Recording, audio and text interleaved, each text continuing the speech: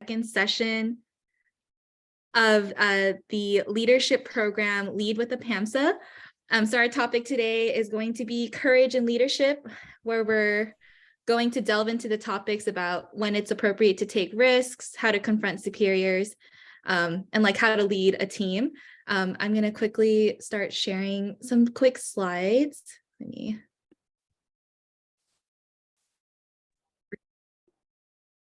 Okay.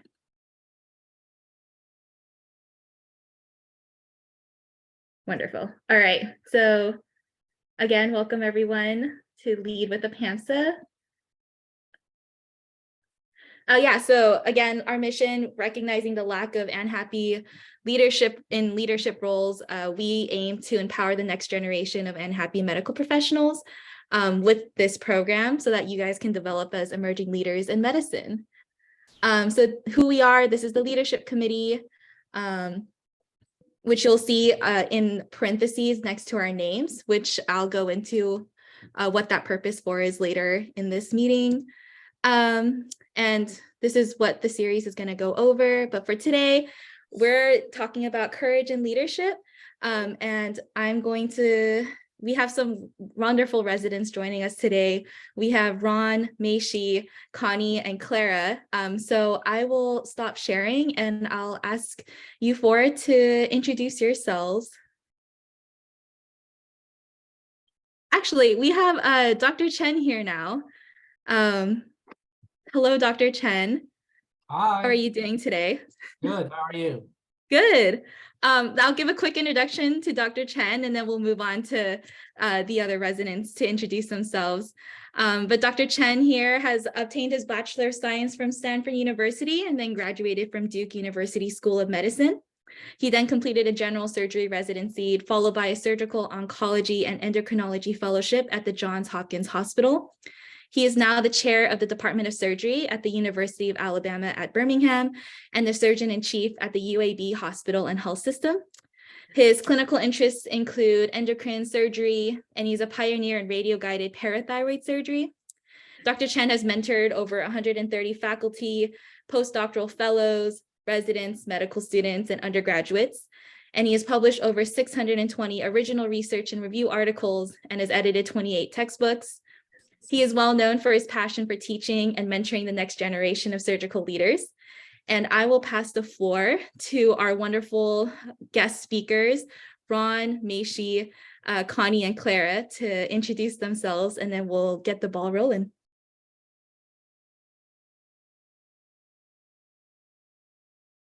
Do we want to just go in that order? Ron, do you want to go first? Yeah, sure. My name is Ron Wan. I'm a general surgery resident here at UAB. I'm a PGY 4, but this is my second year in research. When I go back, I'll be a PGY 3 in clinical. Happy to be here and happy to discuss leadership with you guys. I'm Meishi. I'm also a general surgery resident at UAB. I am a PGY 7 and a clinical 4. I did 3 years of research at the American College of Surgeons in geriatric surgery, as well as medical surgical education, working on the second trial. And I'm happy to be back on clinicals. I will be going into vascular surgery.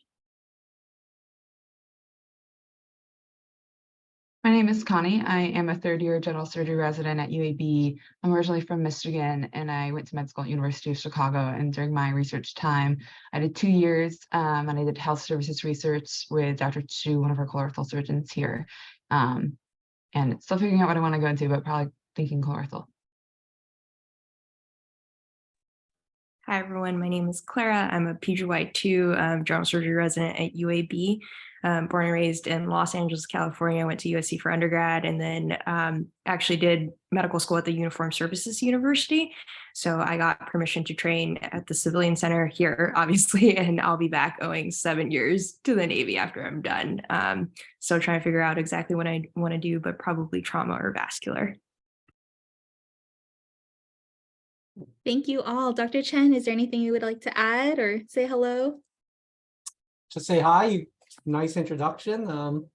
And then obviously I'm happy to be here, but I'm very happy that we have some of our most outstanding residents here that can probably answer a lot of questions that are probably more applicable to what you're thinking or more closer to where you are in your careers. Yes, and just like Dr. Chen alluded to, this session is going to be a little bit more interactive, a little bit more of a Q&A session.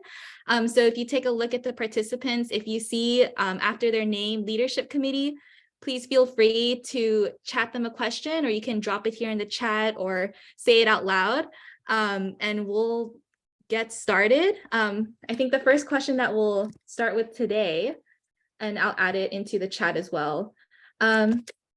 So what attributes do you think you possess or have that made you a successful leader as an individual who identifies as Asian American, Native Hawaiian, and Pacific Islander, which I'll start abbreviating tonight as ANHAPPY.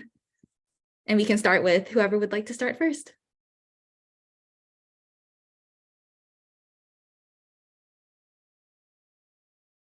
Okay, I can't do awkward silences. So Well, we'll go Maishi, Ron, Clara, and Connie. That's how I have you guys on. Okay, so I think this question like presupposes that I'm successful, which I don't know that that's the case, but I think that at least the attributes that I look for in leaders that I look up to, Dr. Chen being one of them, is, and Dr. Chen has a very different, I think, leadership style than a lot of surgeons that we're accustomed to seeing. And he's kind of a convener. So he gets people together, and I think he truly tries to understand what people's personal goals are. And so I think by understanding the things that are important to the people that are around you that you might be leading, you are better able to address the needs of the team so you can kind of move forward as one unit. And I think Dr. Chen does a really good job of being very cognizant, being very emotionally intelligent, and sort of figuring out those things instead of just putting forth an edict and saying, this is what we're going to do.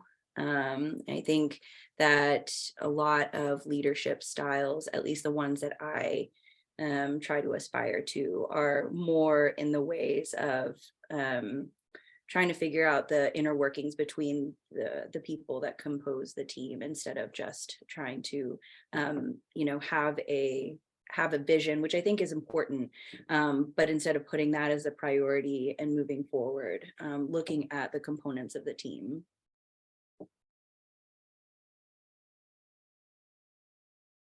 I'm similar to Maishi. I'm like, what is successful leader?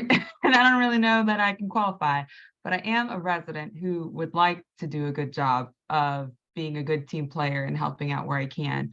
And I think that honestly, like a lot of us coming from immigrant families, I feel like that is a big strength. I think like a lot of times it's a work ethic thing that, you're just raised with, and sort of knowing like what you have to lose is also something that can be a really great motivator that oftentimes other people might not have. And I think when you come from that sort of like hunger, people are very passionate and search for meaning and are very much mission driven. I think something that I am working on as somebody who comes from a background like that, I think a big thing that can happen sometimes is like knowing when to take the L's. There's like a saying in Chinese that's like 吃小亏占大便宜, which is like you lose battles, but like you win a war essentially.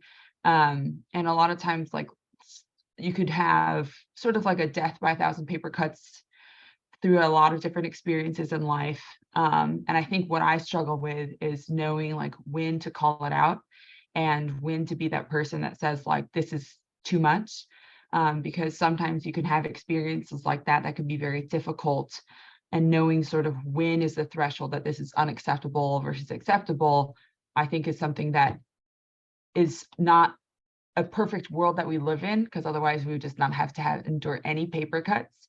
But in order for us to survive in a world where this is often something that is happening to us, I think often deciding where that threshold is to do something, say something, can be tricky. I think at UAB, we're like super lucky because obviously Dr. Chen is our chair. So he hears from us like probably way too much. Like anytime anything happens, I'm like, hey, Dr. Chen, like, do you hear about this? And he's like, yes, Connie, please stop talking to me. I'm just kidding. Dr. Chen is always very excited to hear what I have to say. He told me that yesterday, definitely.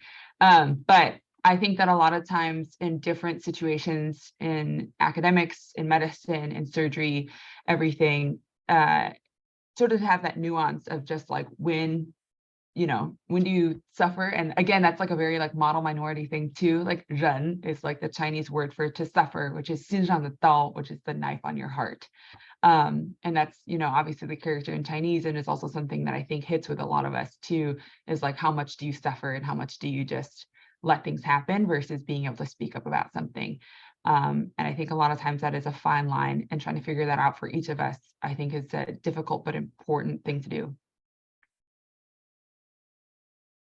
Yeah, I really wanted to echo what Connie said about like being a team and how that's probably ingrained in most of us here today, as opposed to maybe some of our colleagues that we've worked with, or some of like our co-medical students that you perhaps may not have gotten that from. Like, I can't tell you the amount of times that Connie has told me like, hey, this would be good on your CV, or like, here are conferences that you should maybe look into that sound like it's something that you would be interested in, and it's like also going to be good for you. So I did my first year at Walter Reed, not here, and I can tell you for a fact that no one has ever looked out for me like that. And maybe that's like a mono minority thing over there, but I think those are attributes that a lot of us have, not to generalize, but a lot of us do have here that is a strength for our leadership here.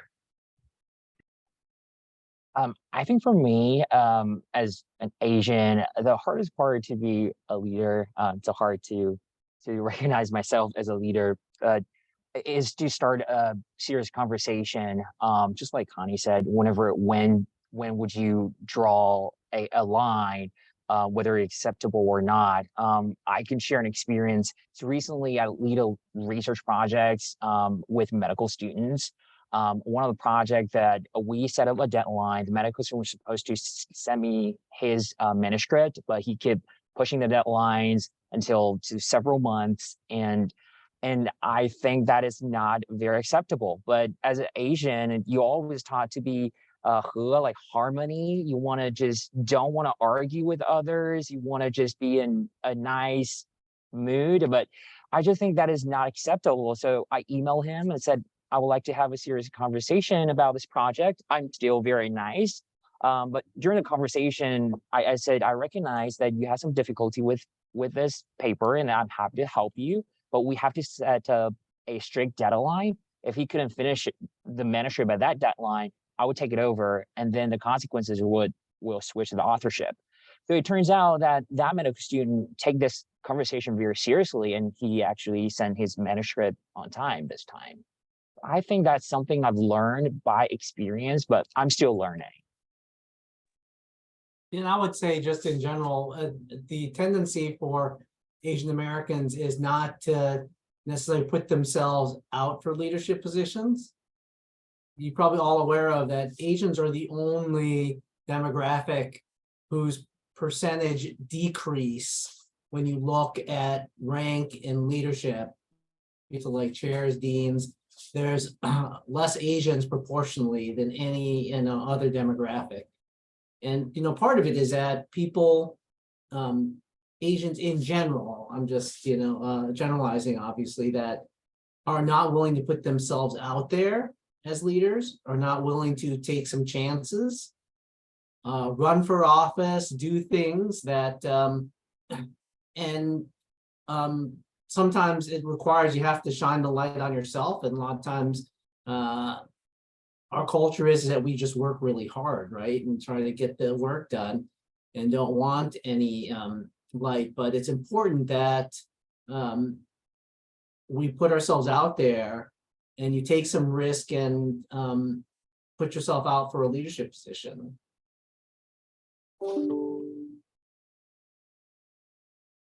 We had a very close follow-up question to that, and thank you all for sharing. Just as all of you alluded to, the model minority myth kind of paints unhappy individuals as timid and unassertive. So what questions do you ask yourself when you're trying to figure out where that fine line personally is for you?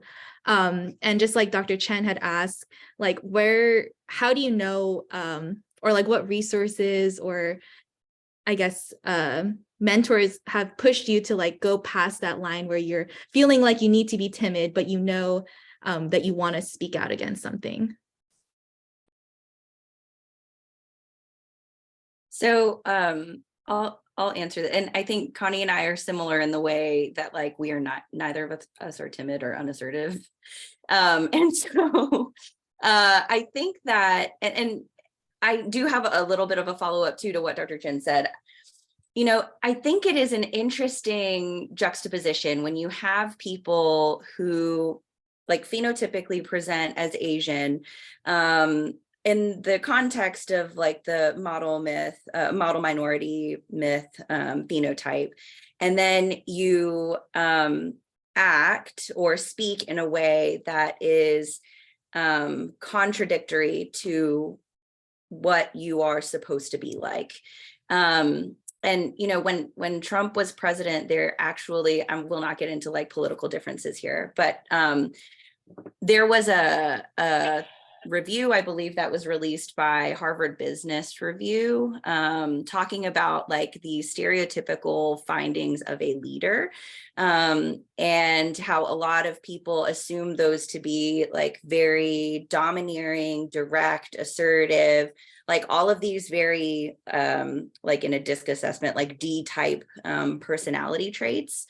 And in a sort of review of the types of leaders that are actually the most successful, those are not the ones that are successful. The ones that are successful are the ones that really focus on like the team and focus on listening, and a lot of these traits that are considered softer and more feminine. And so I think that, you know, in talking about like Asians finding or like applying for leadership positions, first of all, I think that like if we are to take a lot of these like personality traits that are associated with the model minority sort of like symptomatology of personality traits, a lot of those things are actually much more conducive to being a good leader in a functional sense in comparison to what we all expect a leader to be like, which is another reason why I think that Dr. Chen's leadership style has been so successful at UAB, and within such a short period of time.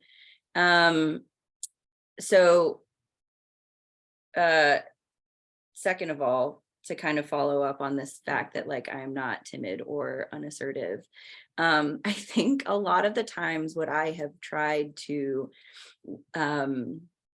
sort of be self-reflective about is when people have different reactions to the way that I present myself in a public space. I suspect sometimes, and of course, I don't think that it can ever be confirmed, but I suspect that because people expect me to be timid and unassertive, that they are taken aback and offended when I am as opinionated, outspoken, and like solid in my footing of like who I am and like the viewpoints that I have.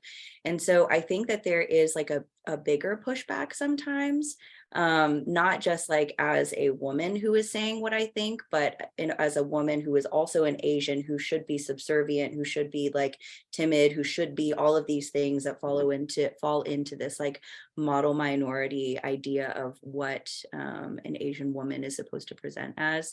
I have found that like people might respond even stronger than if I were, say, like a white woman. But I think that in understanding that that might be at play, I have tried to like change the way maybe that I say things to be like a little bit softer than I might have in a younger version of myself. I don't know if that's a good thing, if it's an adaptive thing, but I think that on this path towards like, where do I see myself in the future? There is such a struggle about like playing the long game and like, pulling back a little bit until you can be in that position of power where you can say what you want to say, where you can have a seat at the table. And so I think it's always this like balance back and forth of like, should I say more? Should I be like stronger in like the way that I put forth my opinion or a concern that I raise? Or is this going to potentially like hurt me so that I don't have a seat at the table later? So I think that it's all something that I'm currently like, I'm always going to be like struggling and learning from. But I do find myself in that position where I'm always like in this balance that I don't necessarily think people who are not Asian ever have to consider.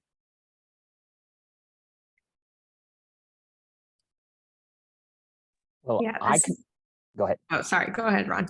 Well, I consider myself a typical timid Asian, and put my hands down, just work hard, not speak out. I think my only advice is I don't know when to draw a fine line. I don't know where the line is most of the time. I love to talk to my parents, sometimes and complain, say, this is what happened.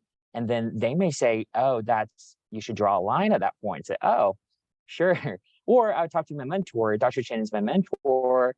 I would talk to him and say, oh, this is not acceptable. And say, oh, maybe this is the fine line. So I learned by talking to my parents and talking to my mentor to find where the line is.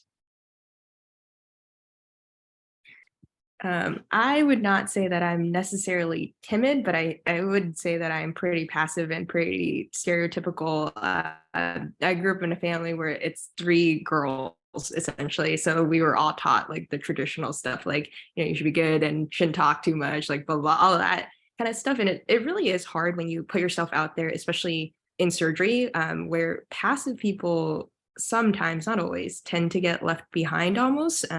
So I lean towards my friends who are much more stronger opinionated than I am. And they, even now I get a lot of co-residents and friends that I have from, medical school or whatever that tell me that I need to stand up for myself. And I think myself that I typically definitely will stand up for is if I feel like something is wrong with patient safety, right? That's like a thing that you can definitely draw the line on. You're like, hey, I definitely need to say something about this because this is now unsafe. Or if you feel uncomfortable about something, you definitely need to stand your ground on that.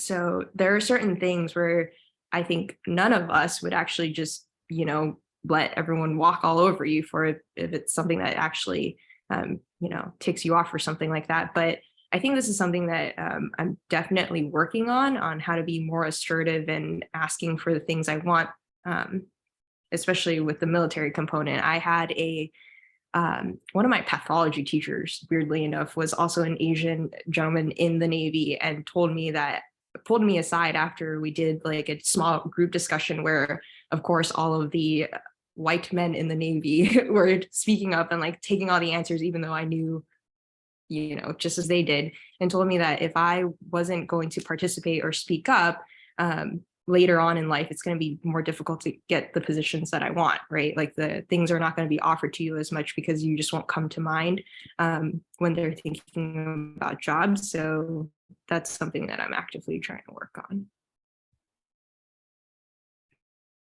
I would echo everything that's been said. I think the tricky thing too is like, existing sort of like in a white America, the solution I don't think is to be a white person. I think the solution is to just still be yourself. And, again, this fine line, I think it's figuring out like what your values are and what's important to you. And I think that for me so far, figuring things out, like when I first started at residency, when things happened to me that were pretty unprofessional, I didn't say anything because I didn't know the program yet. I had not established myself at the program. And so, classic, put your head down, work super hard, whatever. And now that I do feel like I'm established at this program after having been here for 5 years and still having plenty more to go, I do feel like I can speak up about things also because I feel like it makes a difference. And so when I do see like results and consequences of people taking it seriously, like when I'm able to speak about things, it's like, okay, this is a culture that we're all working towards, that we all want, is sort of incentive for me to want to say something if something happens. I will say there are some attributes that I'm learning make your life and everybody's life much better. I think forgetfulness is one of them. And I think that giving people benefit of the doubt is a good one too. And I think it's really tough to do that sometimes. But I think like not just forgiving, but also sometimes forgetting about things, and also to not, feel like somebody might have said something because of maybe the way you look or because of something that they might judge about you, even if you know for a fact it is. Because honestly, the person who suffers, I feel, is you. If you sort of walk around assuming that people are treating you a certain way because of immutable characteristics, I think that makes your life so much harder, because that's never something you're going to change, and it just makes you hate those people. Versus if you're like, hey, I feel like that person was having a bad day, or saying like, maybe I did something that like offended them and it had nothing to do with my race or gender. Even if you really feel like it does, I feel it gives me peace, and it lets me sleep better at night, knowing that I'm sort of not in a world that hates me because of the way I look. And so I think being able to sort of tolerate some things and maybe give people the benefit of the doubt, and sort of really ask for help and engagement at times where, like Clara said, you think it's affecting patient care, you think it's affecting the program culture, or you think it's crossed a very concrete, discrete line of professionalism that should not be acceptable, definitely speak up. And that has nothing to do with like your personality, anything. Like there are just some things that happen in life, like nobody should be treated like that, no matter what. And so when things like that happen, you should speak up about it. And it has nothing to do with being timid, and everything to do with doing the right thing for patients, for culture, for the person that comes next in line for you. And I think as somebody who's now a third-year resident, that's a transition that has been very interesting to me, because you usually, as a junior, just think of yourself. And now as you transition into a senior role, you think of the people that come behind you.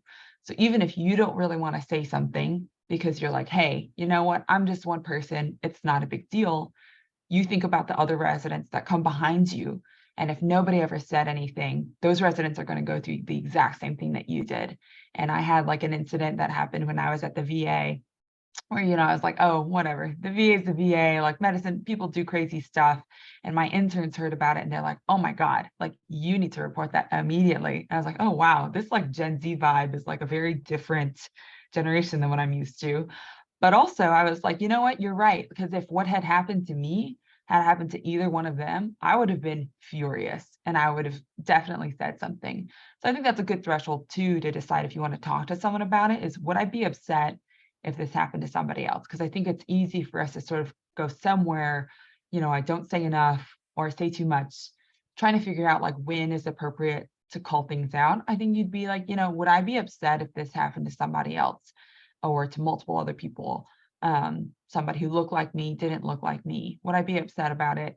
And I think that, that can help sort of inform your decision to do the right thing versus to just, be upset because sometimes you feel like the world is against you.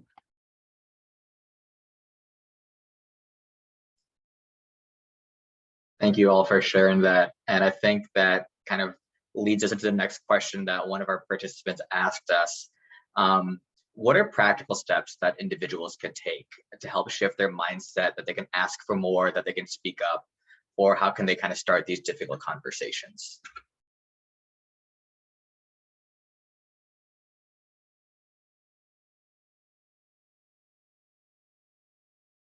Any of you want to handle that, Clara? Go ahead. Yeah, sure.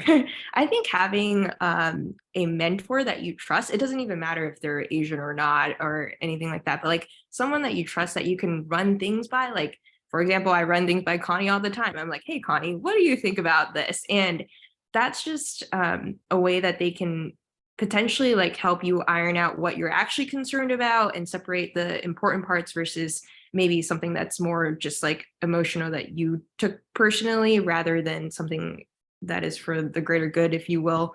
So I think having someone that you trust in your corner that you can just like say whatever you want to say and get kind of the emotional part out of it, as well as kind of like the logical stuff that you do need to speak up for. Having someone like validate your feelings actually is pretty important too. Someone who can say like, actually, that's a great concern that you have, or offer like a different perspective. I would say that's the first thing, like find someone that you trust.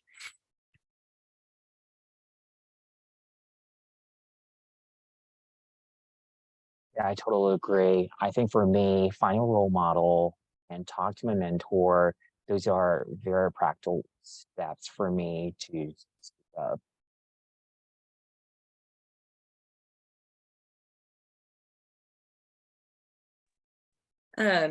Yeah, I agree. I think also what has been really helpful for me is to not just necessarily rely on one person, but ask a lot of people, and not in a way. I think you should be able to trust the people that you ask, because inevitably, if it is just an acquaintance or not somebody necessarily that knows who you are, people talk, and so you want to be able to speak to people who will be a good confidant for you. And I think too that I've had several mentors throughout the course of my life, throughout the course of residency. My research mentor is Cliff Coe at ACS, and he has a very different style than Dr. Chen does. And I think sometimes, when I ask different people, what should I do in this situation? Should I be upset? How should I react? What should I do? Different people have different responses, and there are certain things that will work for you and certain things that won't work for you. So if you ask one person their opinion on what you should do, they may have a wildly different response for what you should do and how you should respond than somebody else. And if you choose to go one direction versus another that's not necessarily authentic to who you are, it may play off very differently than if that other person who gave you those recommendations and was in your situation had acted, versus if you took those recommendations and you applied them to your own situation. Because I think we all present differently. Some people are really good with humor, and in uncomfortable situations, they're really able to get people to kind of like laugh it off. And I'm not good at that. And so recommendations like that those don't help me, because I can't genuinely sort of get those things across in the moment, like somebody like Connie would be able to do. And so I think that having a lot of different input is a good way of sort of feeling out your own path, and it mirrors residency, right? Like you see a bunch of different attendings with a bunch of different styles doing a bunch of different techniques and things during cases. And the beauty of residency is that this is your like educational buffet. You kind of get to pick and choose what works for you, and those kind of become a part of you moving forward. And I think that's a really beautiful part of mentorship too, is that when you get all this input from a bunch of different people, it not only helps you, but in the future, when you get to pay it forward, you have so much input that you can then kind of give to people that may come to you for advice. And even if those styles don't work for you, it may work for people who are asking for your help. I think that's a really good point, because everybody who's a participant on this panel, like one day you're going to be in our position talking to medical students and other people about your experience and what you've learned. And I feel like that's sort of one of the best things to keep in mind, is like, how can you help other people? And what can you do to serve other people? Because a lot of times your own problems can feel so big. But when you think about like, what can I do to make things better for other people, it's very valuable. I think what Maishi's saying too about your trusted circle is super important, but also like who you listen to. Like I'll say, I know Ron mentioned that he talks to his parents. Whenever I talk to my parents about this kind of stuff, they're like, oh, stop complaining, you privileged, like, whatever kid that has had everything you've ever wanted growing up. And so now all these like non-problems are problems. And I'm like, okay, well, I thought it was pretty racist, so I'm going to do something about it. Like my mom will literally be like, oh, Connie, you know, like when I first got a job in America, like nobody trusted me because I'm Asian. My English isn't very good. My mom's English is fine. She's like, so I just worked really hard. And 10 years later, people finally started to trust me. I was like, 10 years? Like, I don't have 10 years to get someone to be like, oh, you know what? This like Asian looking lady is a trustworthy character. So I was not interested in that kind of lifestyle. And also I am privileged. And so I am going to use that privilege. And I love being a privileged person because that means that I get to use it. They might not have had that privilege, but I certainly do. And so I want it and I'm going to keep it. I'm going to use it. So I think that's something to consider too, is the position, not just of scarcity that I think a lot of us come from as like a minority, like whatever, but a position of power and privilege, because a lot of us do have a lot of power and a lot of privilege.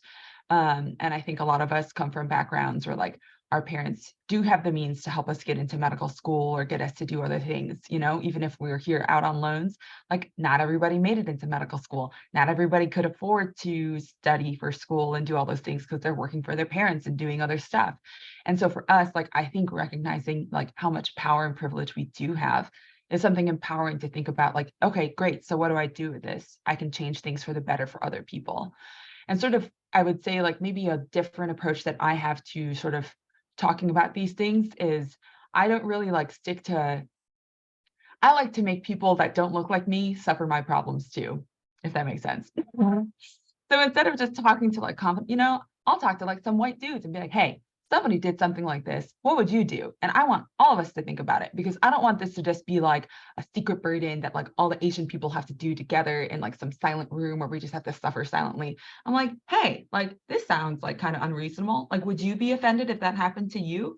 And just to sort of like gauge the vibe of like different people. And also because like, I don't want us to just have to be the only people thinking about it. Like white people should think about this too. Men should think about it too. Like, hey, man, like, where do you think our lactation rooms should go? Like, if you had to nurse every 6 hours or something, I don't actually know how breastfeeding works, but if you had to do that, like, where do you think like a good place would be? And so I don't know. I think it's like, in terms of like getting advice from people about like, you know, what should I do in response to something? I think reaching out to like trusted mentors is a really valuable thing. But in terms of just like talking about our experience, being a real person, I mean, maybe I'm not a good person to listen to for this because I'm like my most authentic, unhinged self at work. But I think that like talking to people about your experience and just being like you're open, like, what do you have to hide? Like, you don't have to worry about burdening somebody with your experience. I feel like I get burdened by everybody's experience at work anyway. So like, why don't we all just talk about everything that we're going through? And like, why do you have to pretend to be this person? And like, I understand the value of code switching, but I also feel like you should have the freedom to be the person that you are and want to be and at work and at home. And so I feel like sort of keeping this secret suffering self like silent is not good for you, not good for anybody, because there are a lot of people out there that want to help you, like Clara is saying. But like, if you don't talk to people or you don't like mention something, how are people going to know? And even if it's not just to complain, just to like get the vibe, like, what do you think? Is this normal? Like, oh, would you have done something differently? Just to pick people's brains, whatever. It doesn't mean that you're complaining. You're looking for a solution. There is a problem and you're trying to get like a group mentality, group consensus about a solution. So I like to just, you know, let your freak flag fly and just talk about everybody, about all your stuff. Maybe that's not the move, but I think it's, I don't know, something to consider. Different strokes for different folks. Dr. Chen is like, oh God. He's like, I'm texting my therapist now. Okay, all right. Those were some very refreshing thoughts, and thank you guys so much for sharing them. We did have another question, and this is kind of related to what Meishi shared earlier about how some people are like taken aback when they don't expect you to act a certain way, or when you act in a way that's not expected. And so have you ever been called a degrading term when voicing a strong opinion, and how have you handled that? And this can go for anyone on the panel. Yes. Oh. I don't, so degrading, I don't think I have, save for like one instance when I was on the school bus, when I was in the 3rd grade, ever been called like a racist slur. but I think that in the professional setting, a lot of these things are coded words that all of us really recognize. I know that I'm sure that like Connie has been called some of the same things that I've been called, which is opinionated, overbearing, like loud, just things that are a comparative term, right? Because like, what is too much? How much is just enough? And then on the other side, also being told that like, you're too quiet, or you're not assertive enough, or I think that, you know, a lot of these adjectives kind of overflow to into experiences that women in general have, and just like constantly being told like what you should be, and either falling below or above what is expected. And yeah, so I think that like from a being called a degrading thing, I don't think that I've necessarily had that, but like my evaluations are full of like loud, opinionated, like, or strongly opinionated, or you know, the coded words that I've been called ever since I was in grade school. So the fact that they're repeated over and over again makes it very clear that like either my presence is unwanted, unexpected for how I should be. And I think that you know, certainly affects you, but also at a certain point, I think I just kind of take pride in the fact that like, yes, I do have an opinion. I think that like when I become a parent one day, I also want to raise somebody who is loud, opinionated, and like make space for themselves. So I think that like from this question standpoint, like maybe not degrading, but definitely a judgmental term.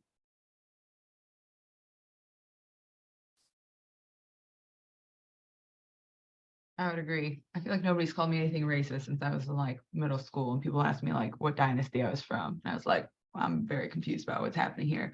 But along with being called a lot of other names. But I think that when people give you, because you know, like Mishi said, people know better than to like immediately get a lawsuit by like calling you something they shouldn't say. But people can certainly say words that you feel like other people might not be called or described by, or that you feel like was not warranted, merited, whatever. I think in the moment, at least for me, key thing is don't say anything in the moment. And then to just think about it and then like talk to somebody about it later. Because to me, I've always got something loaded in the moment, and in my head, it's really good. And then I let it out, and the consequence is not so good for me. So you're like, what can I do for a good consequence for me when something that's happened to me is not ideal? And the key part in the moment is to not say anything. And then if it's something that like, I feel like this person is targeting me and they're saying something hurtful and mean, just to be hurtful and mean, like I'll talk to somebody who's their boss about it. And if it's something that like, I don't think that person is meaning to say something rude, but maybe they're stressed about patient care, I feel like it's valuable to think about like, why do I think that person said that? Because I think that a lot of times you can still have a good relationship with a person who might have said something they didn't mean to say, or they didn't realize like what the implications of it were.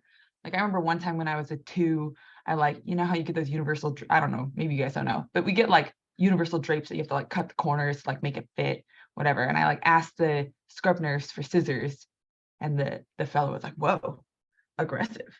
And that's the word I get a lot, which at this point I'm like, I am aggressive and it's awesome. I love being aggressive. It's great. And so I used to be like offended by it because I don't feel like if I were a man, anybody would have called me aggressive. I think they would be like, oh, they're so proactive, because I'm not like going around like punching people. I'm like, I mean, maybe emotionally, but I feel like I am trying to just do my job, and that gets labeled aggressive. And I think that in a time like that, I was able to have a conversation with that fellow because I was like, I don't really think they understand like what they're doing here. So I was like, hey, like, why did you just describe that as aggressive? And he was like, oh, because most people in your position would not have asked for mayos to do that. And I was like, huh, do you think that that's aggressive, or do you think it's proactive and doing my job? Do you think that I should not have cut the drapes? Because let me know next time and I will not ask for scissors, and I will stand with, as my friend Christoph says, sterile thumb twiddling. So just let me know. I'll do whatever you want me to do. And he was like, oh no, like, I think it's great. I think that's awesome. I was just like surprised. I was like, okay, well, if you think aggressive is a good word to use now, if you use that word with other people, they might interpret it as me being like domineering, like too much. Aggressive does have negative connotation to it, even if you think it's positive. And I feel like if you can have a conversation with somebody about that, it is more helpful than being like, God, that like freaking misogynistic asshole. And you just, again, suffer silently. I do not suffer silently. When I suffer, everybody knows, mostly the person who made me suffer. So I think that if you have that kind of engagement with somebody, it's worth having a conversation with them if you feel like you're able to safely have that conversation. I've also had experiences where I did not feel like that was a safe environment for me to talk to that person. So then I talked to trusted mentors and people who are above me and that person to sort of handle things outside of my scope. And to also be willing to let things escalate. I think a lot of times people are not willing to escalate things because they don't want to go through the drama of it. They don't want to, which I understand. Some of these things can be very emotionally traumatizing. But I think you have to be willing to at least sacrifice something for the greater good, for the person that comes after you. Because again, it doesn't do anybody any good if you just sit there and suffer silently and hate your life and hate that person, whatever. I think it's better to be forgiving and forgetful of people who have done things that didn't intend to, and for people who have done things that need to get fixed, to take the proper avenues and mechanisms to have it dealt with, because otherwise you're just waiting for that to happen to somebody else.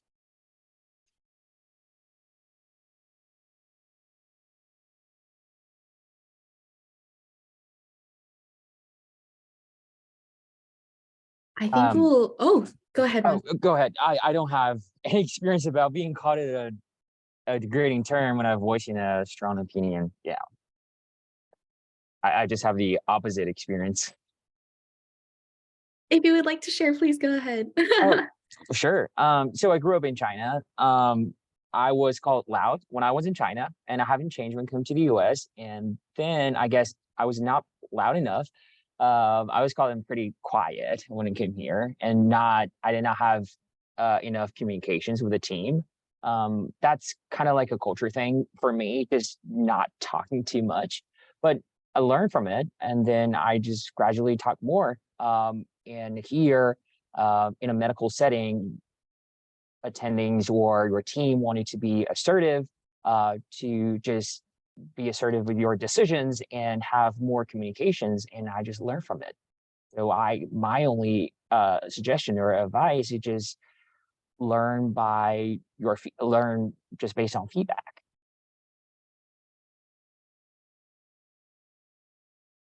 Yeah, I think it's also really helpful, like Connie said, to talk to people who are like higher up. I think especially in the circumstance, sorry, I forgot the second part of the question of like, how have you handled it? I think in like personal experiences that I've had, it's very similar to like the environment when you are like a clinical doctor. Like if there is something that is like not super positive that happens, or like a potential patient complication, or something that's occurring, you want to load the boat. You want to get everybody on board. You want to talk to lots of people so that you are not an island, that this is not happening and continuing to happen without like other people around being aware of what is happening. Because I think that once you try to suffer silently alone for too long, it gets too far. And then actions, it's like almost a little bit too late for actions to be taken in sort of a timely manner. And so having like speaking to people who like might know the person who said offending things to you, better and who might be like a safer person to reach out to say like, hey, this happened with this person. Is this like an abnormal thing to have happened? Like, were they just like upset, or trying to gauge like what the circumstances around what happened might have been.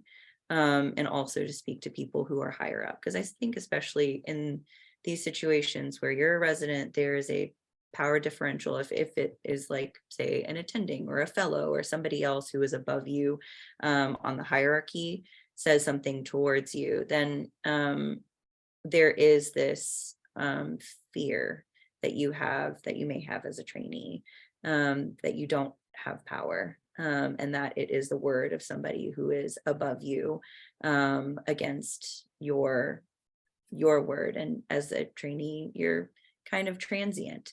And so sometimes you can feel in the system that people value the people who have been hired, like attendings, more than a trainee. And so I think finding those trusted people throughout the residency, not just your peers, but attendings, and talking to them, loading the boat can be very helpful.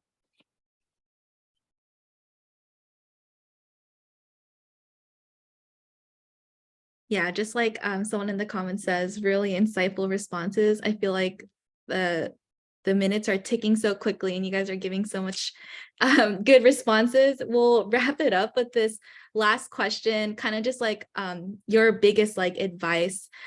So like, what would you recommend for medical students? I know some of us are going to start our clerkships, and then young residents for the M4s who are now entering residency very soon.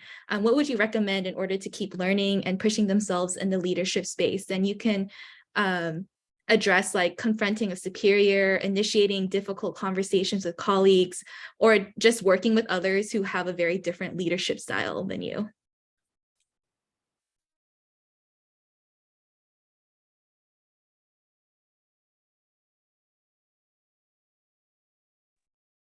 All right, guys, we got 5 minutes, maybe a quick Clara.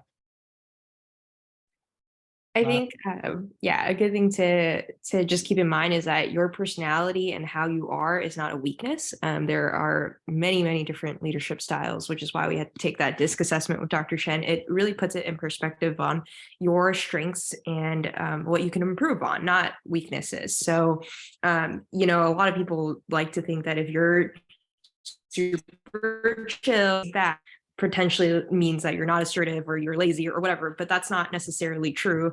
It could be that you just get things done and you process things differently. Like, you don't need to be super vocal about everything that you do, right? So I think stay true to your own personality. It's so cliche to say that, just be yourself, but like that's really how you're going to improve and work your way through residency, which is, you know, hard no matter how many years you're in it, and then kind of end up in a space where you're comfortable being true to you, and then comfortable being yourself in your workplace, like Connie said earlier.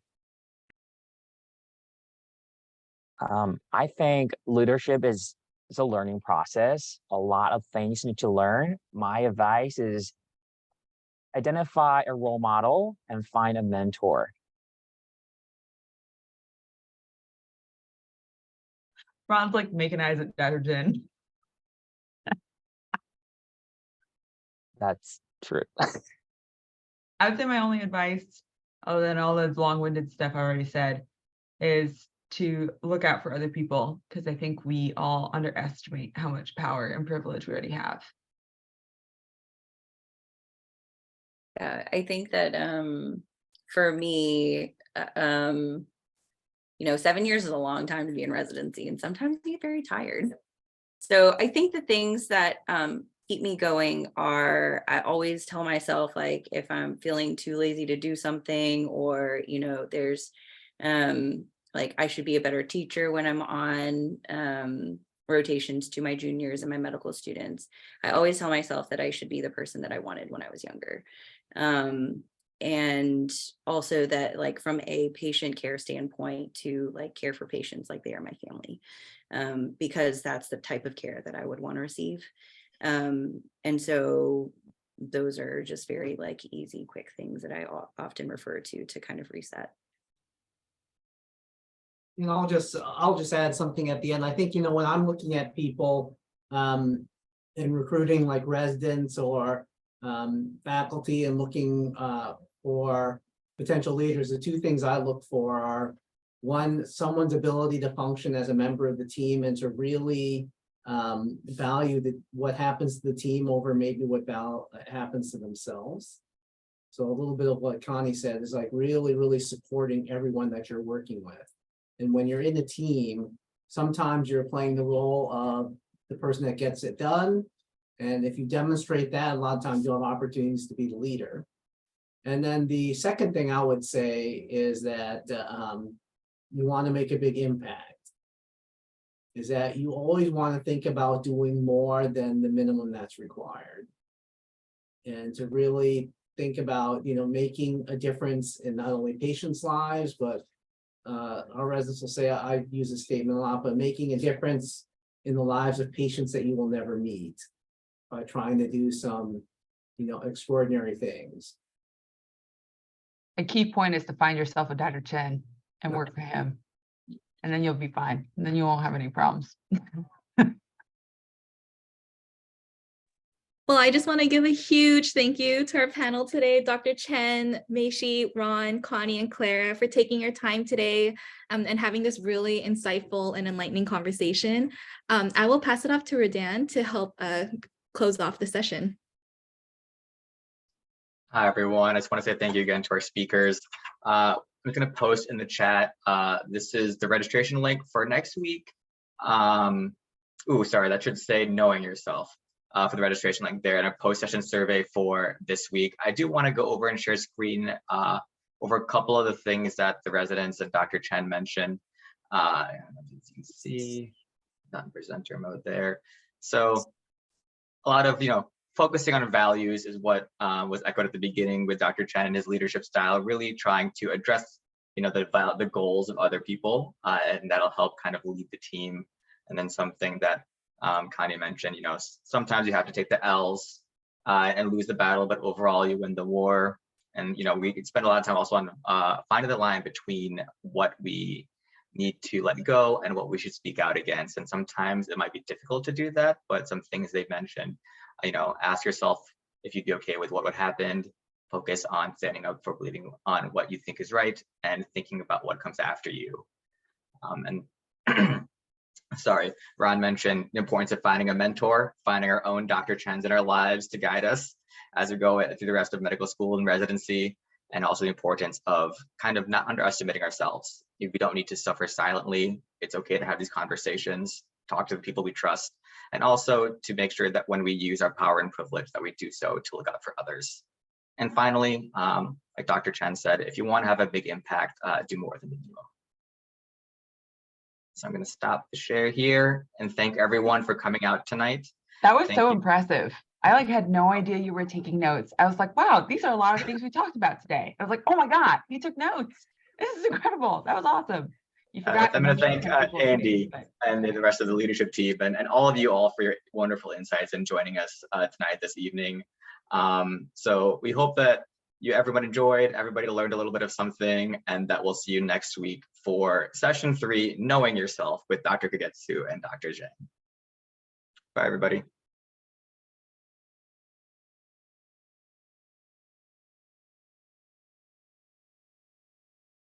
All right, I'm going to stop.